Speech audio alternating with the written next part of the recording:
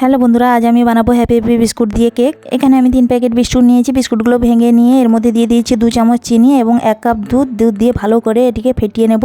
এরপরে এর মধ্যে দিয়ে দিচ্ছি সামান্য ইনো, দিয়ে ভালো করে মিশিয়ে এবার একটা প্যান নিয়েছি। প্যানের মধ্যে দিয়ে দেব সামান্য তেলটা প্যানের চারিদিকে চাড়িয়ে দেব। একটা কাগজের মধ্যে এইভাবে বসিয়ে দিয়ে বিস্কুটের মিশ্রণটা দিয়ে দেব। এবার কড়াইতে একটা স্ট্যান্ড বসিয়ে দেব। এর ওপর প্যানটা বসিয়ে দিয়ে 15 মিনিট ঢাকা চাপা দিয়ে এটিকে বেক করে নেব।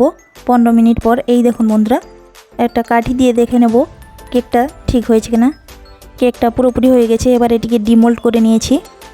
এখন কাগজটা তুলে নেব, কেকটাকে প্লেটে নিয়ে নেব। এবার আমি চকলেটের সিরাপ দিয়ে কেকটাকে পুরোটাই কোট করে নেব। এরপর ছোট ছোট ক্যান্ডি বা চকলেট দিয়ে এটিকে ডেকোরেশন করে নেব। এখন বার্থডে পার্টি বা যে কোনো সেলিব্রেশনের জন্য কেক একদম রেডি। ভিডিওটি ভালো লাগলে লাইক এবং সাবস্ক্রাইব করার অনুরোধ রইল।